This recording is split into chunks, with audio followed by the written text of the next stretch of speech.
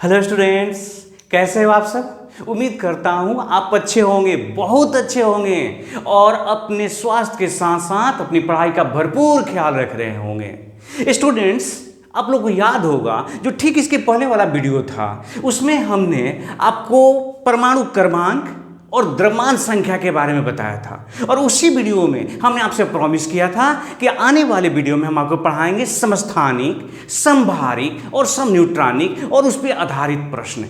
तो अब समय आ गया स्टूडेंट्स, कलम कॉपी निकालिए और हो जाइए तैयार। पहला टॉपिक बनाइए आप समस्थानिक। तो जानना चाहते हैं क्या है समस्थानिक। इससे जानने से पहले मैं आपसे एक छोटा सा सवाल करना चाहता हूं। मान लो स्टूडेंट्स कि आप अपने किसी दोस्त के घर गए और उस दोस्त के दरवाजे पर एक गाय दिखी, तो क्या अपने मित्र से पूछोगे कि गाय तुम्हारी क्या लगती है, फुआ लगती है, मौसी लगती है, चाची लगती है? आप नहीं पूछेंगे। लेकिन अगर कोई एक महिला या पुरुष बैठा हुआ है तो उसके बारे में पूछ सकते हो कि ये जो पुरुष हैं तुम्हारे क्या लगते हैं। जरा इस सवालों को समझिए। इसका मतलब हुआ कि एक इंसान आपका मित्र इंसान है तो इंसान का रिलेटिव इंसान हो सकता है। हाँ, गाय की संबंधी गाय हो सकती है, कुत्ता कुत्ता का भाई हो सकता है, लेकिन आपके मित्र का भाई कुत्ता नहीं हो सकता। आपका दोस्त कभी भी आप कह दें चाहे जितना भी कि कुत्ता से मेरी दोस्ती है, लेकिन ये नहीं कह सकते हैं कि वो कुत्ता है ना मेरा चाचा है। ये संभव है? कुत्ता आपका चाचा नहीं हो सकता। तो इसका मतलब हाँ, कुत्ता का चाचा कुत्ता हो सकता है। तो जो हम आपको बताना चाहते हैं वो ये है कि जो रिश्ते होते हैं ना, उस रिश्तों में भी एक शर्तें होती हैं। जैसे इंसान के रिश्तेदार इंसान हुए, जानवरों के रिश्तेदार जानवर हुए, पेड़ के रिश्तेदार पेड़ हो गए। तो उसी तरह से कुछ रिश्तों की चर्चा करने वाले हैं, उसकी गहराई को समझना चाहते हैं और आपको समझाना चाहते हैं कि क्या है ये। तो आइए, समस्थानिक क्या है। स्टूडेंट्स याद रखो, समस्थानिक दो परमाणुओं के बीच का रिलेशन है, लेकिन वे दोनों परमाणु एक ही तत्व के होने चाहिए। इसका मतलब कि कार्बन के परमाणु और ऑक्सीजन के परमाणु के बीच में समस्थानिक का संबंध नहीं हो सकता। हाँ, कार्बन के परमाणु का संबंध, कार्बन के परमाणु इनके बीच समस्थानिक का संबंध हो सकता है और ऑक्सीजन के परमाणु और ऑक्सीजन के परमाणु के बीच में भी समस्थानिक का संबंध हो सकता है। तो क्या है डेफिनेशन, कैसे तय करें कि समस्थानिक किसे कहते हैं? तो आइए पहले लिखते हैं, समझाते हैं, फिर प्रश्न बनाएंगे। एक ही तत्व, ध्यान रखिएगा स्टूडेंट्स, एक ही तत्व, ये शब्द पर ध्यान देना है। एक ही तत्व की वे विभिन्न परमाणु, वे विभिन्न परमाणु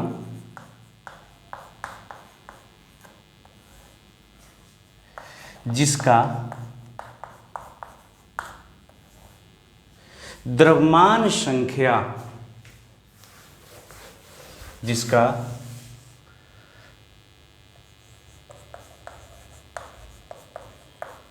द्रव्यमान संख्या बराबर होता है,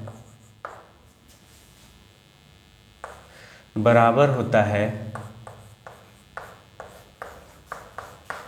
समस्थानिक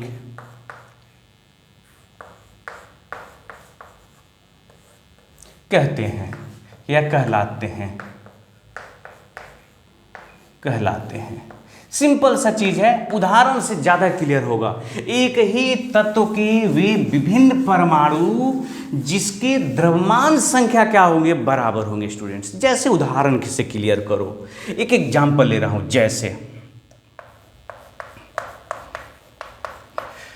देखिए, ये कार्बन है और ये कार्बन है, तो कार्बन का परमाणु संख्या 6। अच्छा, एक बात यहां ये लिखने की जरूरत नहीं है कि जिसका परमाणु संख्या समान हो। क्यों? जब आपने एक ही तत्व लिख दिया तो क्या एक तत्व के अलग अलग परमाणु संख्या हो सकते हैं क्या? कार्बन के परमाणु संख्या 6 के अलावा 8 भी पॉसिबल है क्या? नहीं ना, कभी नहीं। इसलिए ये लिखने की कोई जरूरत नहीं है कि एक ही तत्व के वे परमाणु जिसका परमाणु संख्या या परमाणु क्रमांक बराबर हो और द्रव्यमान संख्या भिन्न हो। कोई मतलब नहीं है, ये निरर्थक बातें हो गई। आप सीधे कहिए एक ही तत्व के वे विभिन्न परमाणु जिसका द्रव्यमान संख्या क्या हो, तो भिन्न भिन्न हो। तो आइए, ये कार्बन हो गया, परमाणु संख्या 6 है, ये कार्बन में परमाणु संख्या 6 है। अगर इसका द्रव्यमान संख्या मान लीजिए कि ये 12 है और इसका द्रव्यमान संख्या 14 है, तो स्टूडेंट्स ये जो दोनों हैं ना परमाणु एक दूसरे के क्या कहलाएंगे, ये हो गए आइसोटोप। जरा देख लो परिभाषा से, एक ही तत्व हो गया कार्बन और इनके क्या है तो परमाणु संख्या देखो, अगर एक ही तत्व है तो परमाणु संख्या तो बराबर होंगे ही, द्रव्यमान 12 हो गया और द्रव्यमान संख्या कितना होगा 14 हो गया। तो एक ही तत्व के ये विभिन्न तत्व हो गए। अगर हम बात अगर दूसरे तत्व और करें कुछ एग्जाम्पल, तो ये देखिए ऑक्सीजन 8 है 16 है, ऑक्सीजन 8 है 18 है, आप ये भी कह सकते हैं ऑक्सीजन 8 है और ये 20 है।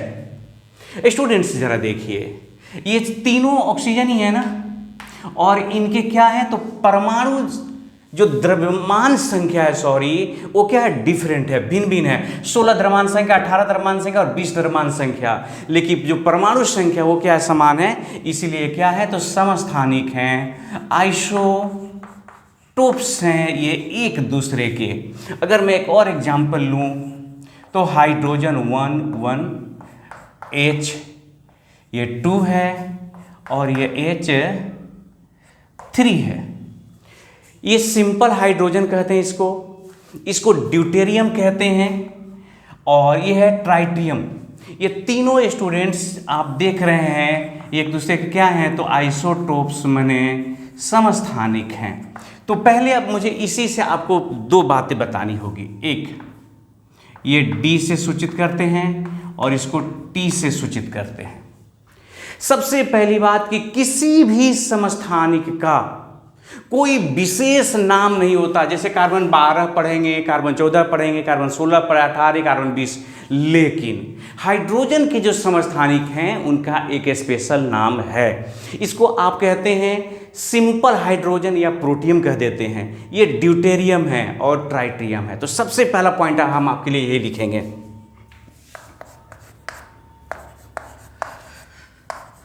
समस्थानिक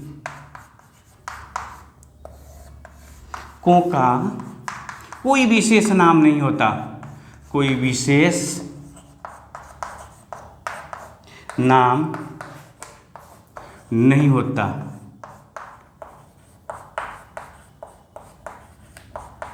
अपवाद में हाइड्रोजन किस अपवाद है इसका,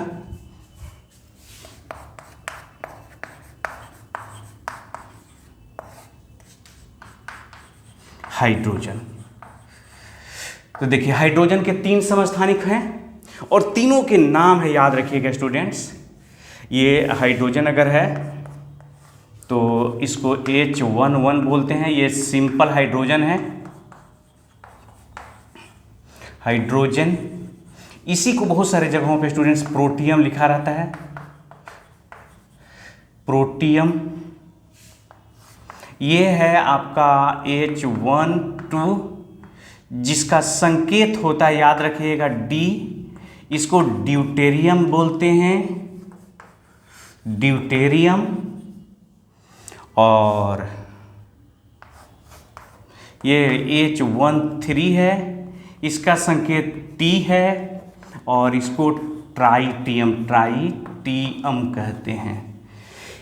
तो आपको याद रखना होगा कि हाइड्रोजन के जो समस्थानिक हैं ना उनके कुछ नाम हैं, लेकिन और कोई भी जो तत्व होगा, परमाणु होगा, अगर वो समस्थानिक दिखा रहा है तो उसका कोई नाम नहीं होगा। हाँ, आपको एक बात और बताना चाहेंगे, ये रेडियो सक्रिय तत्व है। ये जो है ट्राइटियम एक रेडियो एक्टिव एलिमेंट है।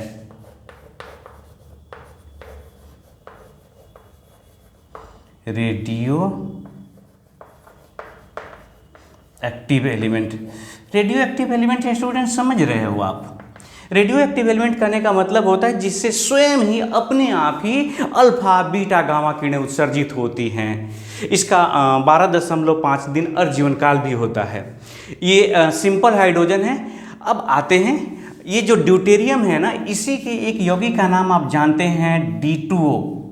क्या नाम होता है इसका, भारी जल, हेवी वाटर कहते हैं, भारी जल। आप भारी जल से जाने हैं ना, D2O कहते हैं। देखिए इसी ड्यूटेरियम से बना हुआ है ये भारी, जैसे सिंपल हाइड्रोजन से H2O है, उसी तरह से ड्यूटेरियम से क्या बना रहता है, भारी जल, हेवी वाटर, ड्यूटेरियम ऑक्साइड है ये। तो आइए अब आगे देखते हैं और क्या क्या बातें हैं आपके समस्थानिकों में। तो सबसे पहली बात तो आप जान गए, समस्थानिक का कोई विशेष नाम नहीं होगा सिवाय हाइड्रोजन के छोड़ के। अब उसके बाद देखिए कुछ और अत्यंत महत्वपूर्ण बात, जो समस्थानिक होते हैं ना स्टूडेंट्स, अगर मैं इसमें देखूं तो देखिए ये है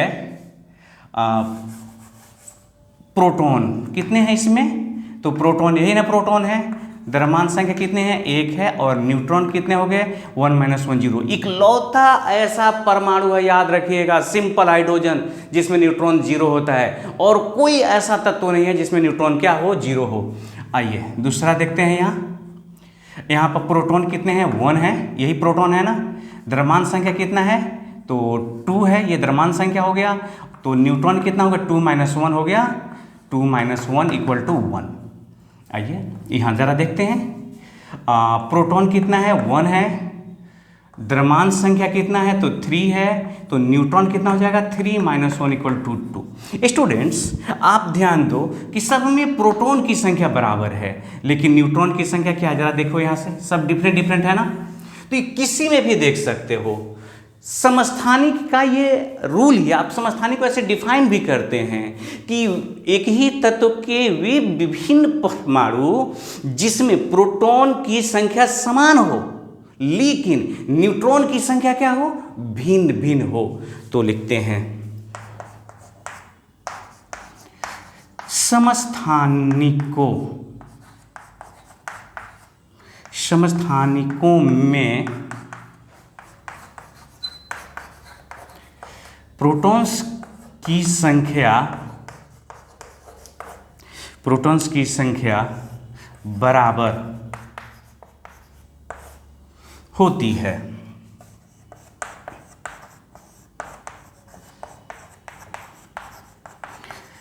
जबकि न्यूट्रॉन की संख्या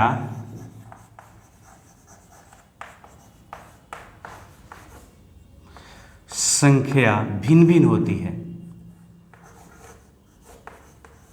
भिन्न भिन्न होती है। एक बात आपने सीखा। दूसरी चीज देखिए स्टूडेंट्स, अगर बात करें प्रॉपर्टी की, गुण की, तो अब देख रहे हैं कि सब में द्रव्यमान संख्या भिन्न भिन्न है लेकिन परमाणु संख्या क्या है, समान है। परमाणु संख्या माने प्रोटॉन की संख्या। तो जो किसी भी जो तत्व होते हैं ना, तो प्रोटॉनों की संख्या पर ही उसके रासायनिक गुण मुख्य रूप से निर्भर करते हैं। यही वजह है कि समस्थानिकों की केमिकल प्रॉपर्टीज मतलब रासायनिक गुण क्या होते हैं, समान होते हैं। समस्थानिकों के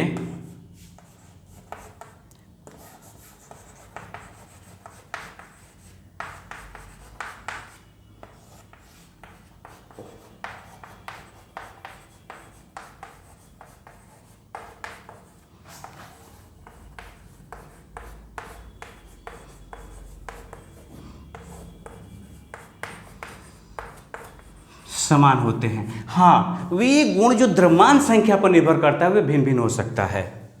वे गुण जो द्रव्यमान संख्या पर निर्भर करता है, चौक पर खराब मिल गया स्टूडेंट्स, बड़ी कंकड़ है इसमें, निर्भर द्रव्यमान संख्या पर निर्भर करता है, वे भिन्न भिन्न हो सकता है। स्पष्ट रूप से द्रव्यमान संख्या भिन्न भिन्न है, और अगर कोई गुण द्रव्यमान संख्या पर निर्भर करता है तो भिन्न भिन्न होगा, वे भिन्न भिन्न होते हैं, भिन्न भिन्न होते हैं। अब आइए अगली जो बात करते हैं, इसको पहले आप नोट करिए, ये समस्थानिक का, और फिर जो है हम लोग देखते हैं इसके बाद संभारिक के बारे में। आइए स्टूडेंट्स, अब संभारिक को समझते हैं कि क्या है संभारिक।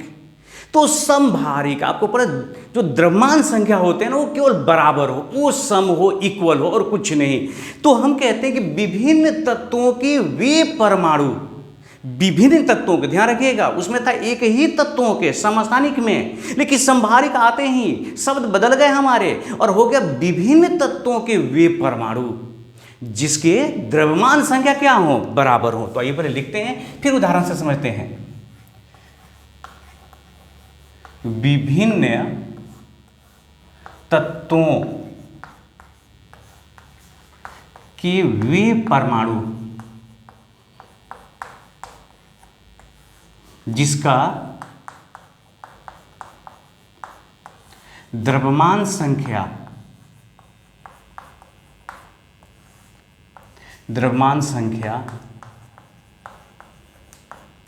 बराबर हो समभारिक कहलाता है। सिंपल सा बात है, समभारिक कहलाते हैं।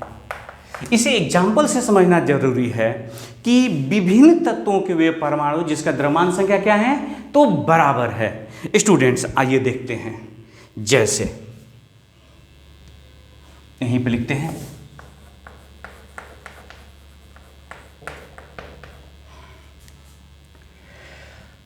ये देखिए, ये है आर्गन, पोटेशियम और कैल्शियम। आर्गन का परमाणु संख्या है 18, द्रव्यमान संख्या 40, पोटेशियम का परमाणु संख्या हो गया कितना 19, द्रव्यमान संख्या हो गया 40 और ये हो गया आपका 20, द्रव्यमान संख्या 40। ध्यान से देखिए स्टूडेंट्स, आर्गन, पोटेशियम, कैल्शियम ये अलग अलग तत्वों के परमाणु हैं, तो जाहिर सा है कि इनका परमाणु संख्या भिन्न भिन्न होगा। आपने लिख ही दिया एक ही विभिन्न तत्वों के परमाणु, तो अब लेकिन इनमें समानता क्या है, इसके भी द्रव्यमान संख्या 40 और 40। बस इस रिलेशन को, इस रिश्ते का नाम क्या है, तो आप कहेंगे कि ये है समभारिक, ये है समभारिक।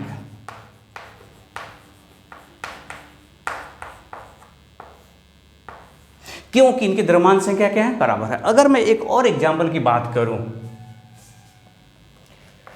तो देखिए, छोटा सा एग्जाम्पल लेते हैं। कार्बन है, ये 14 है और नाइट्रोजन है, ये 7 है, ये 14 है। जरा ध्यान से देखिए, दोनों अलग अलग तत्वों के परमाणु है ना, ये क्या है, तो समभारिक है। इस तरह से आप बहुत सारे एग्जाम्पल ले सकते हैं जिससे ये दिखाएं कि इनके द्रव्यमान संख्या क्या है, तो बराबर है। द्रव्यमान संख्या बराबर होने चाहिए बस, और परमाणु तो अलग अलग तत्वों के होंगे तो जैसा परमाणु संख्या अलग अलग होगा। तो इसका मतलब मैं यहाँ से 3-4 बातें तो लिखूंगा ही लिखूंगा स्पष्ट रूप से, कि जो समभारिक होते हैं उसके परमाणु संख्या क्या होते हैं, भिन्न भिन्न होते हैं। तो पहला पॉइंट मैं लिखूंगा, समभारिकों के परमाणु संख्या या परमाणु क्रमांक भिन्न भिन्न होते हैं, भिन्न भिन्न होते हैं, पहली चीज। और जब परमाणु संख्या भिन्न भिन्न हो गया तो जाहिर सा है परमाणु संख्या का ही नाम क्या है, प्रोटॉन संख्या। तो इसका मतलब कि प्रोटॉन संख्या भी क्या होगा, तो भिन्न भिन्न होगा। तो पॉइंट नंबर 2 बनता है, समभारिकों में प्रोटॉन्स की संख्या क्या होती है, संख्या भिन्न भिन्न होती है। अच्छा स्टूडेंट्स, क्या ये आर्गन, पोटेशियम, कैल्शियम के कभी केमिकल प्रॉपर्टी समान होंगे? सवाल ही खड़ा नहीं होता। ये आर्गन है, ये पोटेशियम है, कैल्शियम है, ये कैसे एक समान हो जाएंगे? इसका मतलब कि संभारिकों के जो केमिकल प्रॉपर्टीज होते हैं वो टोटली डिफरेंट होते हैं, भिन्न होते हैं, अलग अलग होते हैं। तो आइए पॉइंट नंबर 3, संभारिकों के जो केमिकल प्रॉपर्टीज होते हैं, रासायनिक गुण, केमिकल प्रॉपर्टीज भिन्न भिन्न होते हैं। भिन्न, ऐसे में दो लिख देना स्टूडेंट, भिन्न भिन्न पढ़ लीजिएगा, होते हैं। अब मैं जरा न्यूट्रॉन के अगर बात करूं, न्यूट्रॉन की संख्या पर क्या असर होता है, तो आइए जरा देख लेते हैं, उसके बाद लिखेंगे स्पष्ट रूप से। आप यहां देखिए, अगर आप न्यूट्रॉन निकालना चाहे यहीं पर निकाल के देखिए, ये 40 में से आप 18 घटाइए, कितना हो गया 22, और यहां पर कितना हो गया 19। आप देखिए, सॉरी 21, 40 में से 19 घटाइए 21, और 40 में से 20 घटाइए 20। इसका मतलब ये हुआ कि जो न्यूट्रॉन है, न्यूट्रॉन की संख्या कितना हो गया, तो डिफरेंट हो गया। जैसे देखें यहाँ पे 14 में से 7 घटाइए 7 हुआ, न्यूट्रॉन की संख्या कितना हुआ 7, और 14 में से 6 घटाइए कितना हो गया 8। तो यहाँ पर अगर न्यूट्रॉन बात करें तो न्यूट्रॉन है 8, और यहाँ पर अगर बात करें तो न्यूट्रॉन कितना हो गया 7। अगर मैं यहाँ पर न्यूट्रॉन की बात करूँ तो न्यूट्रॉन में लिखूँगा यहाँ पर कितने हैं, न्यूट्रॉन है 22, यहाँ पर कितने हैं न्यूट्रॉन 21 है, n बराबर, और यहाँ न्यूट्रॉन की अगर बात करूँ तो ये 20 हो गया। कहाँ से आया, तो 40 माइनस 20। कैसे निकाला हमने, 40 माइनस 20 किया हुआ है। इसको कैसे निकाला हमने, तो 40 माइनस 19 किया हुआ है। ये कैसे निकाला है हमने, तो 40 माइनस 18 किया हुआ है। तो आपने एक चीज़ सीख लिया एकदम स्पष्ट रूप से कि समस्थानिकों में न्यूट्रॉन की संख्या क्या होती है, भिन्न भिन्न होती है, अलग अलग होती है।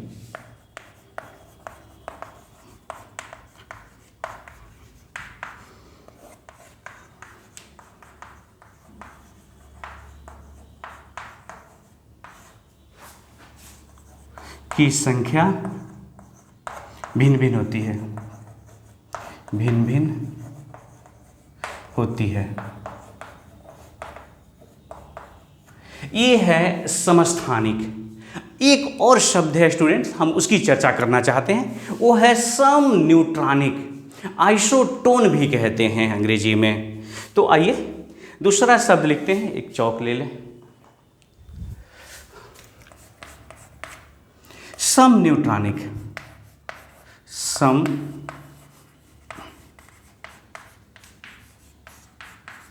न्यूट्रॉनिक आइसोटोन, आइसोटोन्स ये क्या चीज है, तो कह रहे हैं कि वे परमाणु, विभिन्न तत्वों के वे परमाणु जिसका परमाणु संख्या और द्रव्यमान संख्या दोनों भिन्न भिन्न हो, केवल न्यूट्रॉन की संख्या क्या हो, समान हो। विभिन्न तत्वों की वे परमाणु जिसका परमाणु संख्या और आपका द्रव्यमान संख्या दोनों क्या हो, भिन्न भिन्न हो। तो मैं लिख रहा हूं यहां, देखिए इसका डेफिनेशन,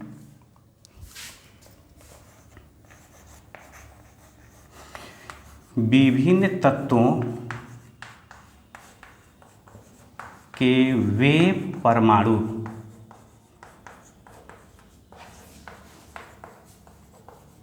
जिसका परमाणु संख्या, चाहे प्रोटॉन लिख देते हैं सीधे, परमाणु संख्या भिन्न माने प्रोटॉन की संख्या भिन्न, प्रोटॉन्स एवं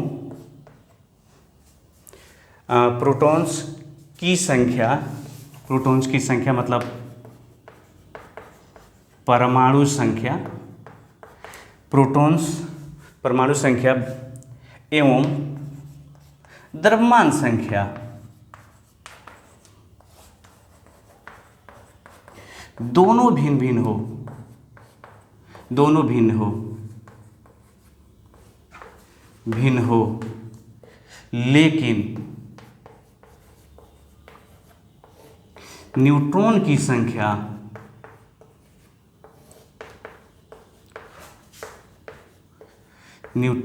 संख्या बराबर हो।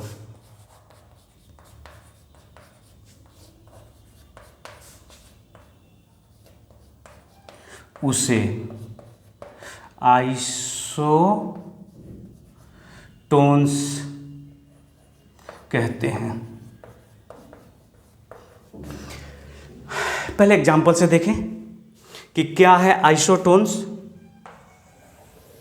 कैसे जो है न्यूट्रॉन की जो संख्या होती है वो भिन्न भिन्न हो जाती है, न्यूट्रॉन की संख्या जो होती है समान रहती है और परमाणु संख्या जो होते हैं वो भिन्न भिन्न हो जाते हैं। तो आइए जरा इसको देखते हैं। देखिए ये एग्जाम्पल है,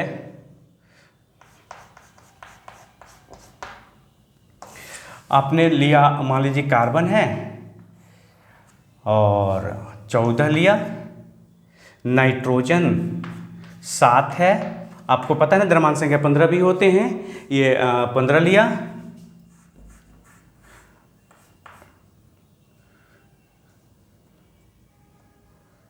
और ऑक्सीजन जो है आपने लिया 8 और 16 लिया।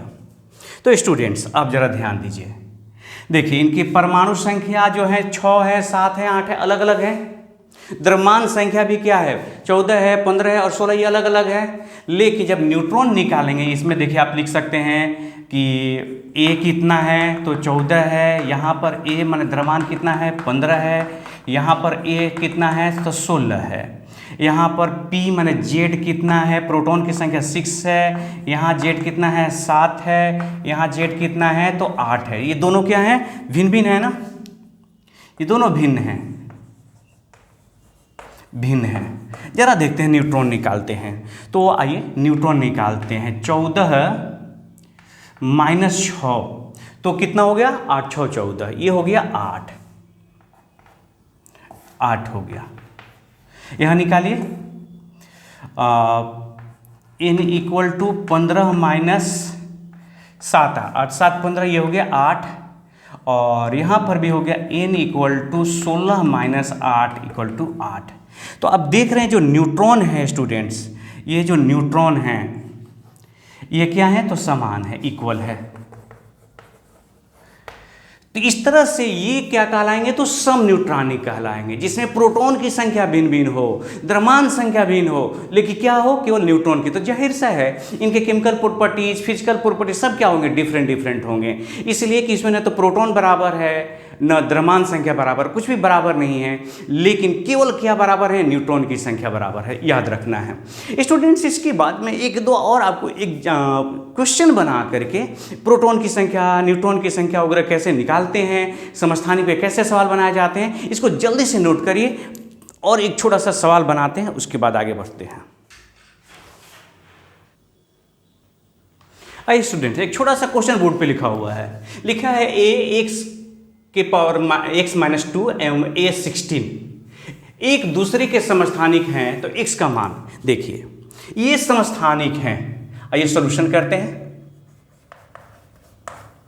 a x माइनस 2 और a 16 अगर ये समस्थानिक हैं तो इसका मतलब, इसलिए x इनके द्रव्यमान संख्या ये हो गया, तो द्रव्यमान संख्या तो बराबर होंगे ना, 2 इक्वल टू हो जाएगा 16 और therefore x equal to 16 plus 2 equal to 18। तो आंसर हो गया आपका, x इक्वल टू कितना हो गया है 18। दूसरा कुछ क्वेश्चन देखिए स्टूडेंट्स, ऐसे क्वेश्चन आता है, एल्युमिनियम लिखा हुआ है, ये 3 प्लस है, ये 13 है और यहाँ पर लिखा है 27, ठीक है, लिखा रहेगा। इसमें बताइए आप P क्या है, Z क्या है, A क्या है, N क्या है, इस तरह से E क्या है। उसी तरह से क्वेश्चन हो सकता है, ऑक्सीजन 8 है, मान लीजिए कि यहाँ पे 16 है, माइनस माइनस है, आपको P बताना है, Z बताना है, E बताना है, N बताना है, A बताना है। क्वेश्चन हो सकता है आपके पास नाइट्रोजन है 7 है और ये 14 है, P बताना है, Z बताना है, E बताना है, N बताना, इस तरह से क्वेश्चन करके कि क्या हो सकता है। तो आइए ज़रा देखते हैं ऐसे सवालों का जवाब कैसे कर देंगे। तो सबसे पहले स्टूडेंट्स याद रखिएगा कि जो प्रोटॉन है ना, P माने प्रोटॉन, उस परमाणु संख्या और प्रोटॉन संख्या एक ही चीज़ है। तो परमाणु संख्या कितना है 13 है, तो 13 हो जाएगा। और इसी Z को तो ही ना, प्रोटॉन और Z तो एक ही चीज़ होते हैं ना, तो 13 हो गया। द्रव्यमान संख्या तो दिया हुआ, देखिए यहाँ पर A बराबर 27। रही बात N की, तो न्यूट्रॉन जो है आप अगर निकालना चाहते हैं तो क्या करेंगे, न्यूट्रॉन कैसे निकालते हैं, n इक्वल टू क्या होता है, तो a माइनस पी कर दीजिए, या p की जगह पे z लिखिए। तो द्रव्यमान संख्या कितना है 27, 27 में से 13 घटा लीजिए, कितना हुआ 14 हो गया। तो इस तरह से ये 14 हो गया। और रही बात है इलेक्ट्रॉन की, तो इलेक्ट्रॉन जरा देखिए, अगर इस पर कोई प्लस आवेश नहीं होता तो जितने प्रोटॉन की संख्या होते हैं उतनी ही इलेक्ट्रॉन की संख्या होता है, तो हो जाता है कितना, ये 13। लेकिन इसमें से 3 इलेक्ट्रॉन निकल गए हैं, तो इलेक्ट्रॉन अब कितने बचे इसमें से, तो 13 माइनस 3 हो चुका है, ये 10 ही इलेक्ट्रॉन बचे हैं स्टूडेंट्स। ये याद रखना होगा आपको इस तरह से।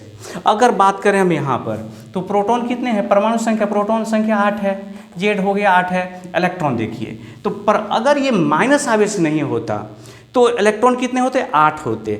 चूंकि ई और पी क्या होता है, ई और पी हमेशा बराबर होते हैं, कब, उदासीन परमाणु के लिए, उदासीन एटम के लिए। लेकिन ये तो उदासीन नहीं है, ऋण आवेश है, तो ऋण आवेश का मतलब 2 एक्स्ट्रा आवेश आ गया बाहर से। तो इस तरह से इलेक्ट्रॉन कितने हो गए यहाँ पर, अब 8 प्लस 2 हो गया, ये हो गया 10। और रही बात न्यूट्रॉन की, तो घटा लीजिए, 16 में से 8 गया, 8 हो गया। और द्रव्यमान संख्या तो दिख ही रहा है आपको, 16 हो गया। मैं उम्मीद करता हूँ स्टूडेंट आप समझ रहे होंगे। आप इसको बनाएंगे उसी तरह से, देखिए इसका अगर परमाणु संख्या अगर 7 है, जेड हो गया 7 हो गया, इलेक्ट्रॉन भी कितने हो जाएंगे, 7 ही हो जाएंगे, क्योंकि कोई आवेश नहीं ना। और रही बात न्यूट्रॉन की, तो 14 में से 7 गया, कितना हो गया, 7 हो गया, द्रव्यमान संख्या हो गया 14। तो स्टूडेंट्स मान लीजिए मैं आपको एक और दे देता हूँ, ये आप स्वयं करेंगे घर पे।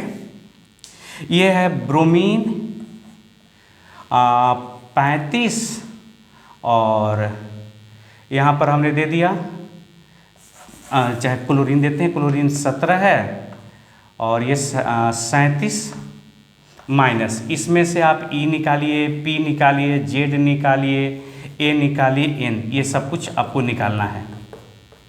इस तरह से स्टूडेंट्स परमाणु संख्या, द्रव्यमान संख्या, उसके बाद ये समस्थानिक, संभारिक, समन्यूट्रॉनिक वाला ये टॉपिक समाप्त होता है। फिर हमारी और आपकी भेंट एक अगले टॉपिक के साथ होगी, अगले वीडियो में होगी।